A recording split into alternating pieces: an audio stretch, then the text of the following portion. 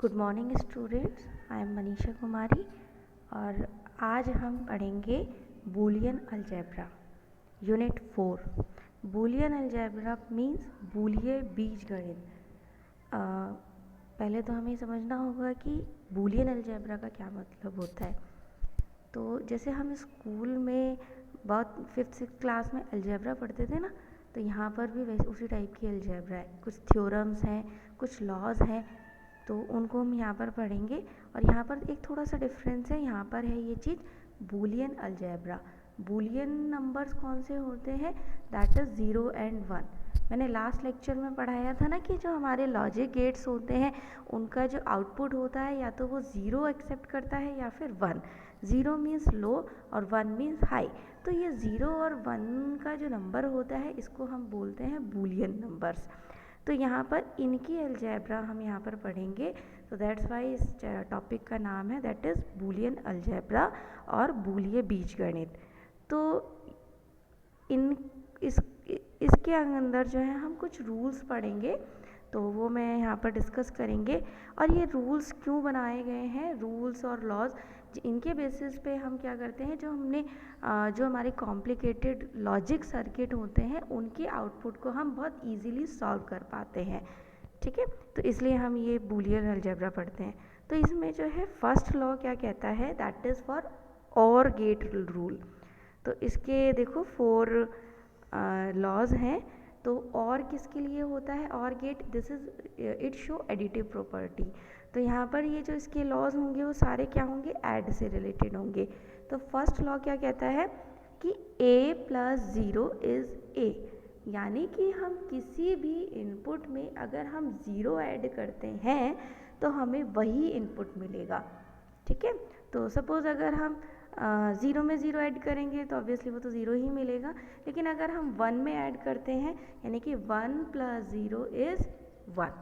ठीक है, और यहाँ पर इनपुट कुछ भी हो सकता है। यहाँ पर मैंने सिर्फ ए को लिए शो करा है। It input can be B, C, D, anything. ठीक है, एंड सेकेंड क्या कहता है कि a + a = a। अगेन यहाँ पर जैसे मैंने और गेट में कराया था लास्ट लेक्चर में कि और गेट में अगर हम दोनों गेट्स के इनपुट सेम रखें यानी 1 + 1 करें तो 1 + 1 कितना होगा? 1 होगा, ना कि 2 होगा। ठीक है, तो यहाँ पर भी ये चीज़ है कि A में अगर हम सेम इनपुट्स को ऐड करते हैं तो हमारे पास वही इनपुट आता है, डबल होके नहीं आता। ठीक है, और नेक्स्ट है a + 1 इज़ 1। ठीक है, और नेक्स्ट है a + a बार।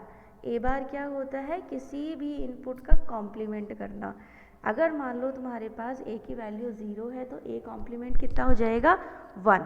और अगर a की वैल्यू 1 है तो a बार कितना हो जाएगा? 0। तो अगर हम मतलब a + a बार करें तो उसका सम कितना आ जाएगा? That is 1। ठीक है, अब सेकेंड रूल है that is for and rules. तो एंड के जो सारे रूल्स होंगे वो किस तरह के होंगे? मल्टीप्लिकेशन को लेके होंगे। तो फर्स्ट रूल क्या कहता है? a × 0 = 0, a × 1 is a, a × a is a। Again यहाँ पर हम a × a² नहीं करेंगे because it is not allowed in Boolean algebra. ठीक है, इसमें सिर्फ या तो 0 होता है या फिर 1 होता है। ठीक है, या तो लो या फिर हाई। तो यहाँ पर कुछ भी नंबर होगा या तो वो 0 की फॉर्म में होगा या 1 की फॉर्म में होगा। स्क्वायर, डबल कुछ नहीं चलता इसमें। ठीक है, तो a × a कितना होगा? a। और नेक्स्ट है a × a बार = 0। अब नेक्स्ट है दैट इज़ कॉम्प्लीमेंट्री रूल और पूरक नियम। तो ये रूल क्या कहता है कि अगर हम किसी इनपुट का डबल कॉम्प्लीमेंट कर दें या फिर उसके ऊपर डबल बार लगा दें तो वो डबल बार क्या होते हैं? कैंसिल आउट हो जाते हैं और हमें जो है वही सेम इनपुट मिल जाता है। ठीक है, और नेक्स्ट है हमारा कॉम्यूटेटिव लॉ और क्रम विनिमय का नियम। तो ये क्या कहता है? It is very simple rule कि a + b को हम we can write b + a, और a × b को हम क्या लिख सकते हैं? b × a। ठीक है, अब नेक्स्ट है एसोसिएटिव लॉ और सहचार्य का नियम। तो ये लॉ क्या कहता है कि this is for or and gate rule. तो first law for or rule क्या कहता है कि a plus B plus C is equal to को हम क्या लिख सकते हैं, a plus bracket b plus C, और क्या लिख सकते हैं is equal to bracket a plus B plus C, ठीक है। और एंड गेट को हम क्या लिख सकते हैं कि ब्रैकेट ए बी सी को हम क्या लिख सकते हैं, a into bracket b into C, और क्या लिख सकते हैं हम ब्रैकेट में ए बी इंटू सी, ठीक है। अब नेक्स्ट लॉ है दैट इज डिस्ट्रीब्यूटिव लॉ और वितरण नियम। तो इस लॉ के अकॉर्डिंग क्या होता है कि a ब्रैकेट b प्लस सी को हम क्या लिख सकते हैं, सिंपली इसे ओपन करना है तो हम we can write it a into B plus A into C. अब नेक्स्ट रूल है हमारा एब्जॉर्प्शन रूल और अवशोषण नियम। तो इसमें हम देखो कि a प्लस ए बी को हम क्या लिख सकते हैं, a plus A B is equal to A होता है। कैसे होता है, तो यहाँ पर थोड़ा सा इसमें कुछ मैथमेटिक्स की हुई है। देखो फर्स्ट हमने a को क्या लिखा है, we can write a is equal to a into one plus second term a भी एज इट इज रहने दी। फिर इनमें से हमने क्या करा, a को हमने बाहर निकाले, कॉमन ले लिया, ठीक है। तो अंदर क्या बच गया, वन प्लस बी। फिर याद करो वो लॉ कि हमने क्या पढ़ा था कि one plus A is equal to one, तो यहाँ पर it is applicable for B, तो one plus B is equal to कितना हो जाएगा, वन। तो यहाँ पर कितना आ गया, that is a into one. A into one को हम क्या लिख सकते हैं, दैट इज़ ए, ठीक है। तो यहाँ पर ये लॉज यूज़ हो रहे हैं ना जो हमने अभी पढ़े थे, तो इसीलिए क्या आ गया, A plus A B is equal to A आ गया, ठीक है। तो इन लॉज को यूज़ करके हमने क्या करा, एक हमारे पर दो टर्म्स थी इसमें एक्सप्रेशन में, हमने इसको रिड्यूस करके वन टर्म में रिड्यूस किया, ठीक है। तो this is the benefit of the rules. और सेकंड है a plus A bar B is equal to A plus B होता है। अब अगेन इसको सॉल्व किया, a को हम लिख लिया a into one plus second term A bar B as it is रहने दी। फिर ये वन है, वन को we can write it one plus B, तो इसको हमने वन प्लस बी लिख लिया। फिर वन प्लस बी को क्या कर रहा है, हमने इसको ओपन अप कर लिया, तो a into one plus A B plus A bar B. फिर अगेन a इंटू वन कितना हो गया, a हो गया, a plus A B plus A bar B. Next इसमें से क्या करा हमने, फर्स्ट टर्म तो एज इट इज़ रहने दी a, और जो सेकेंड और थर्ड टर्म में से उसमें से हमने b कॉमन ले लिया, तो अंदर ब्रैकेट में क्या रह गया, a plus A bar. Again rule याद करो, a प्लस ए बार किसके इक्वल होता है, it is equal to one, ठीक है। तो कितना आ गया, a प्लस बी। तो finally a plus A bar B किसके इक्वल आ गया, a प्लस बी के इक्वल आ गया, ठीक है। अब नेक्स्ट है third, a plus A into B bar किसके इक्वल होता है, that is equal to a। इसको भी बहुत ईजीली हमने सॉल्व किया है। अगेन इसमें a को हमने a इंटू वन लिख लिया, second term as it is, one को लिखा वन प्लस बी, फिर इसको ओपन अप किया, फिर सेकेंड और थर्ड टर्म में से a कॉमन लिया, तो यहाँ पर आ गया that is b plus B bar को वन लिख दिया, तो कितना हो गया a प्लस ए। तो a प्लस ए कितना हो गया, a के इक्वल, ठीक है। अब नेक्स्ट है a plus B C, a plus B C को we can write it is equal to a plus B into a plus C. ये मैंने नहीं किया है इसको, ये आपके लिए क्वेश्चन है, इसको प्लीज़ इसको ओपन अप करना, ब्रैकेट ओपन करना, RHS का ब्रैकेट ओपन करना, ठीक है, और RHS को LHS के इक्वल लेके आना बाय यूजिंग दीज प्रॉपर्टीज, ठीक है। This is the question for you. अब नेक्स्ट है, this is very important theorem, that is D Morgan's theorem, ठीक है। तो डी मॉर्गन्स थ्योरम के अंदर दो थ्योरम्स आती हैं, एक होती है एंड गेट के लिए, एक होती है नैंड गेट के लिए। तो इस थ्योरम के अकॉर्डिंग हम क्या कर सकते हैं कि नैंड मतलब जो मल्टीप्लिकेशन को हम ऐड में कन्वर्ट कर सकते हैं, और ऐड वाली टर्म्स को हम मल्टीप्लिकेशन वाली टर्म्स में कन्वर्ट कर सकते हैं। तो फर्स्ट लॉ क्या कहता है कि a into B into C into D का होल बार को हम क्या लिख सकते हैं, a bar plus B bar plus C bar plus D bar, ठीक है। और मतलब that law is valid for many inputs. तो यहाँ पर तो मैंने 4 इनपुट लेके शो किया हुआ है, लेकिन we can expand it for many inputs, ठीक है। तो यहाँ पर अगर ई एफ जी बहुत सारे इनपुट होंगे तो ये कंटिन्यूशन में इस कॉन्सिक्वेंस में चलेगा, ठीक है। और सेकेंड लॉ क्या कहता है कि A bar A plus B plus C plus D का whole bar we can write it is equal to A bar into B bar into C bar into D bar. और यहाँ पर मैंने, क्योंकि इन जनरल जो होता है हमारे यूज़ करते हैं तो उसमें 2 ही इनपुट्स होते हैं, तो 2 इनपुट के लिए शो किया हुआ है। तो a इंटू बी का होल बार किसके इक्वल होगा, a bar plus b bar, और a प्लस बी का होल बार किसके इक्वल होगा, a bar into B bar के इक्वल होगा। ठीक है। अब नेक्स्ट है टॉपिक है इसमें यूनिवर्सल बिल्डिंग ब्लॉक्स और यूनिवर्सल गेट। तो ये तुम लोगों ने स्कूल में भी ये पढ़ा होगा कि हमारे 2 यूनिवर्सल गेट होते हैं। क्वेश्चन भी आता है नेम 2 यूनिवर्सल गेट। तो 2 यूनिवर्सल गेट कौन कौन से होते हैं, नैंड गेट और नॉर गेट। तो ये बहुत अच्छे से याद रखना कि नैंड और नॉर गेट होते हैं, they are universal gates. Universal gate क्यों कहा जाता है इनको, क्योंकि हम इन दोनों गेट की हेल्प से कोई भी गेट हम बना सकते हैं। They are the building blocks. Building blocks में they are the basic gate जिनकी हेल्प से जो है हम कोई भी गेट डिज़ाइन कर सकते हैं। ठीक है। तो that's why we are called as universal gate. तो यहाँ पर मैंने देखो कुछ बनाया है। तो पहला मैंने बनाया हुआ है कि NOT gate using NAND gate. तो नैंड गेट का यूज़ करके मैंने क्या बनाया है, यहाँ पर नॉट गेट बनाया है। तो सबसे पहले हमें माइंड में पता होना चाहिए कि नॉट गेट में क्या होता है, एक ही इनपुट होता है। तो इनपुट सपोज हमने यहाँ पर ले लिया ए, ठीक है, और उसका आउटपुट क्या आएगा, इसका आउटपुट आता है उसका कॉम्प्लीमेंट और बार करके। अगर इनपुट ए होगा तो आउटपुट कितना आएगा, ए बार आएगा। तो यहाँ पर हमने देखो नैंड गेट बनाया। नैंड गेट की प्रॉपर्टी याद करो कि नैंड गेट में क्या होता है, मिनिमम 2 इनपुट्स होते हैं। तो ए और बी तो होना चाहिए, लेकिन नॉट गेट में क्या होता है, सिर्फ ओनली एक ही इनपुट होता है। तो हमने यहाँ पर क्या किया, दोनों इनपुट को बराबर कर दिया, यानी कि ए इज इक्वल टू बी कर दिया और उसको ए के इक्वल ले लिया। तो यहाँ पर अगर हम देखेंगे तो मैंने इनको कंबाइंड किया हुआ है और यहाँ पर इसको ए के इक्वल लिख दिया। ठीक है। अब इसका जो आउटपुट आता है नैंड गेट का, वो कितना आता है कि ए इंटू बी का होल बार आता है।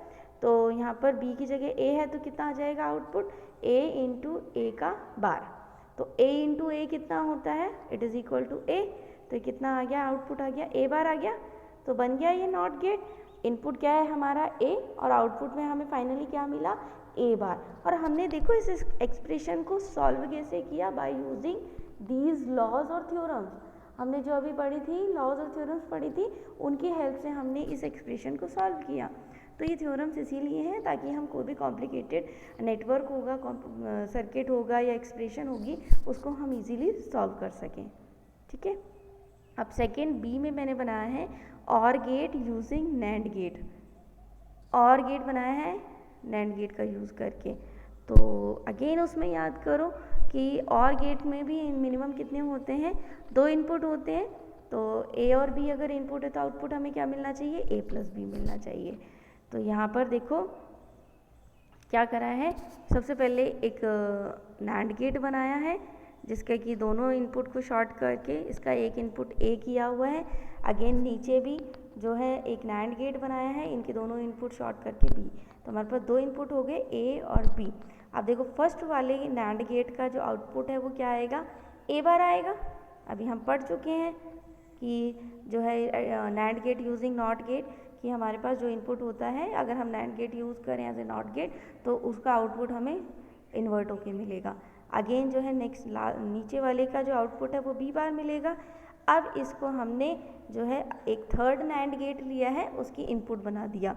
अब यहाँ पर थर्ड वाले नैंड गेट की जो इनपुट है वो क्या होगी, ए बार इंटू बी बार, ए बार और बी बार। ठीक है, सॉरी। अब इसका आउटपुट हमें क्या मिलेगा, ए बार इंटू बी बार का होल बार।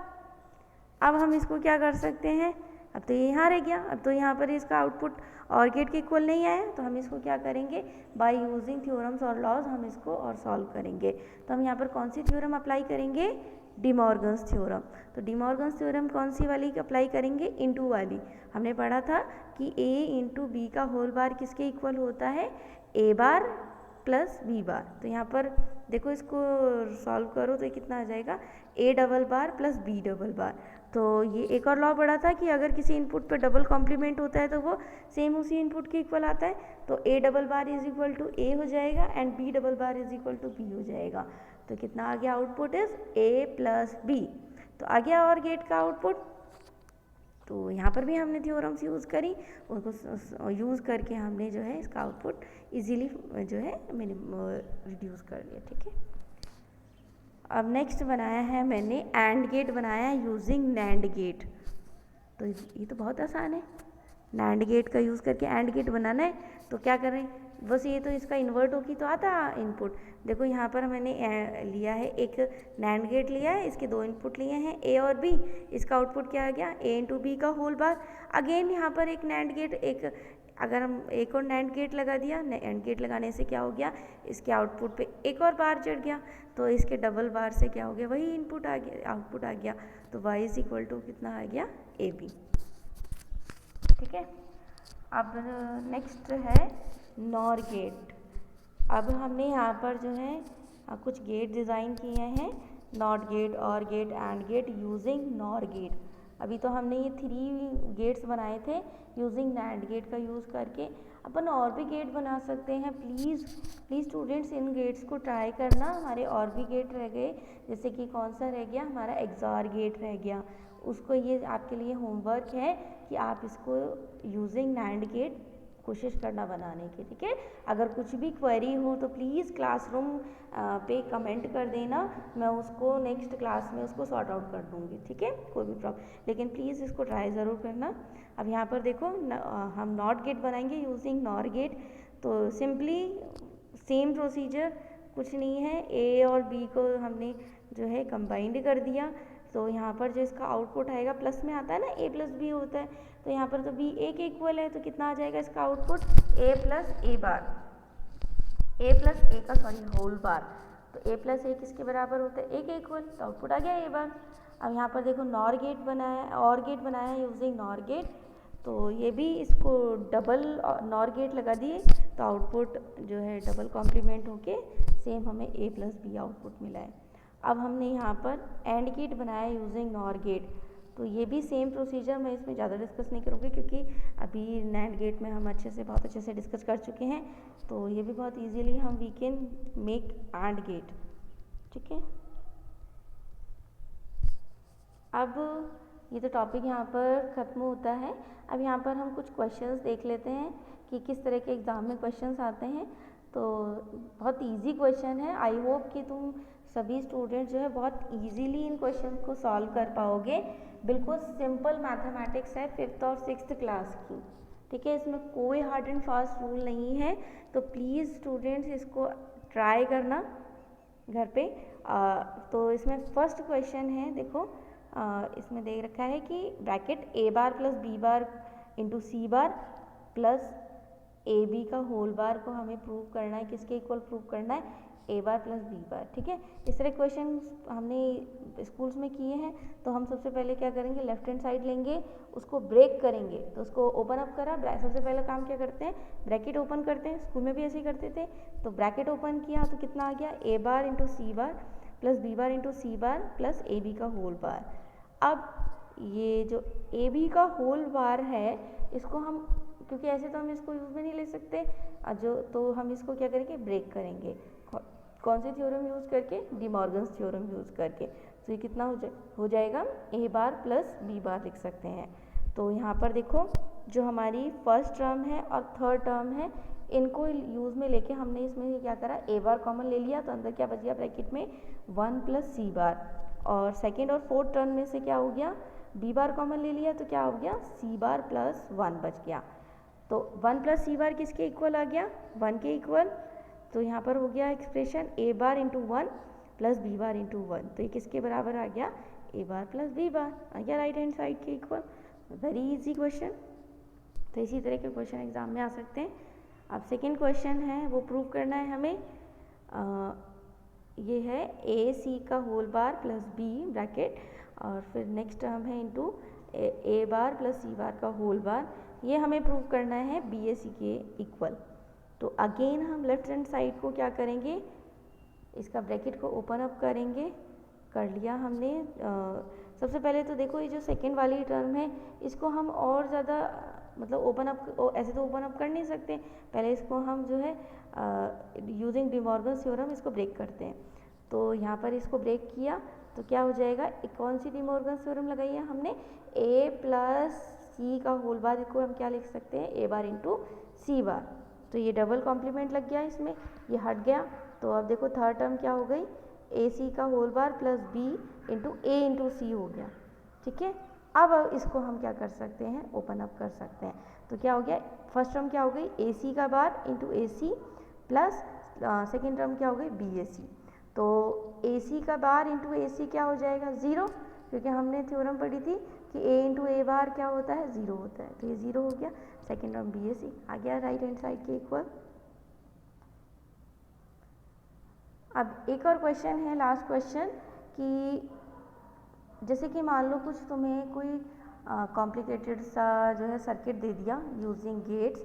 अब वो पूछेगा कि भाई इसका आउटपुट बताओ, है ना, या फिर इसकी ट्रुथ टेबल बताओ, ट्रुथ टेबल बनाओ। ठीक है, ट्रुथ टेबल बनानी बहुत इजीली हमें आती है। अगर हम किसी गेट का आउटपुट अगर हम पता कर ले तो हम ट्रुथ टेबल बना सकते हैं बहुत इजीली। ठीक है, ये लास्ट लेक्चर में मैंने बहुत अच्छे से समझा दी थी। तो इसी क्वेश्चन में यही है कि right the truth table of given logic circuit. तो इसमें देखो एक एंड गेट लगा हुआ है जिसमें दो इनपुट हैं, और एक नॉट गेट लगा हुआ है जिसका इनपुट सी है, और इन दोनों का आउटपुट किस में लगा हुआ है, एक्सऑर गेट में लगा हुआ है। तो इसके ट्रुथ टेबल निकालने से पहले हमें क्या करना पड़ेगा, इसका आउटपुट की एक्सप्रेशन को लाना पड़ेगा। ठीक है, तो इसमें कुछ नहीं है। तो सबसे पहले आउटपुट लाने के लिए क्या करेंगे, जो हमारा पहला गेट लगा हुआ है एंड गेट, तो उसका आउटपुट कितना आ जाएगा, ए इंटू बी, और जो नॉट गेट का आउटपुट है वो सी बार आ जाएगा। अब ये दोनों आउटपुट जो है एक्सॉर गेट के इनपुट बन जाएंगे। तो यहाँ पर जो इसका वाई आउटपुट कितना आ जाएगा, ए इंटू बी एक्सक्लूसिव सी बार। यहाँ पर एक्सक्लूसिव का साइन यूज़ करेंगे। ठीक है, अभी मैंने लास्ट क्लास में एक्सक्लूसिव गेट पढ़ाया था। तो ए एक्सक्लूसिव बी को हम वी कैन राइट कैसे लिख सकते हैं, हम ए bar into B plus A into B बार, उसी को यूज़ करके मैंने यहाँ पर इसको ब्रेक किया है। तो ये कितना हो जाएगा, ए बी का whole bar into C bar plus A B into C का डबल बार, सी का डबल बार अगेन सी हो जाएगा। तो हम वी कैन राइट इट क्या लिख सकते हैं, हम ए बी का whole bar into C bar plus A B C. आप चाहो तो इसको यहीं पर ही छोड़ सकते हो, आप चाहो तो इसको और मिनिमाइज़ कर सकते हो। ठीक है, तो यहाँ पर आपको इजी लगे यहाँ इसको सॉल्व कर लेना, नहीं और इसको रिजॉल्व कर लो। इसको रिजॉल्व आगे कैसे कर सकते हैं, इसमें फर्स्ट वाली टर्म में डिमॉर्गन थ्योरम लगा सकते हैं। ए बी को होल बार को क्या लिख सकते हैं, A bar plus B bar, C bar as it is रहने देते हैं, प्लस ए बी सी। इस ब्रैकेट को ओपन अप कर लो तो कितना हो गया, A bar into C bar plus B bar into C bar plus A B C. अब आई थिंक इससे ज़्यादा तो ये और ज़्यादा रिड्यूस नहीं हो सकता, तो हम इस एक्सप्रेशन को यहाँ पर छोड़ते हैं और इसका आउटपुट निकालते हैं। तो ट्रुथ टेबल निकालने के लिए सपोज मैंने सिर्फ इसको एक इनपुट की लिस्ट शो किया हुआ है, बाकियों के लिए आप खुद जो है इसका आउटपुट फाइंड आउट करेंगे। तो पहला है, जैसे मैंने इफ़ ए बी सी अगर मान लो तीनों इनपुट ज़ीरो हैं, ठीक है, तो ए बार कितना हो जाएगा 1, बी बार भी 1 हो जाएगा और सी बार भी 1 हो जाएगा। ठीक है, तो इस एक्सप्रेशन में डालो ये सारी टर्म्स, तो ए बार इंटू सी बार कितना हो जाएगा 1 इंटू 1 प्लस सेकेंड टर्म कितनी हो जाएगी अगेन 1 इंटू 1, और थर्ड टर्म क्या हो जाएगी 0 इंटू 0 इंटू 0। तो इसको हम सॉल्व करेंगे तो आउटपुट कितना आ जाएगा y इज इक्वल टू 1। तो अगर तीनों इनपुट 0 0 0 है तो आउटपुट कितना आ जाएगा 1 आ जाएगा। इसी तरह और इनपुट्स के लिए इसकी पूरी जो है ट्रुथ टेबल बनाना, ठीक है, ये ट्रुथ टेबल बनाना और सभी इनपुट्स के लिए जो है इसके आउटपुट निकालना, ठीक है, पूरी टेबल बना के। तो that is also homework for you. तो प्लीज़ स्टूडेंट्स इसको इन क्वेश्चंस को ज़रूर ट्राई करना। ये टॉपिक यहाँ पर ख़त्म होता है, ठीक है। Thank you so much.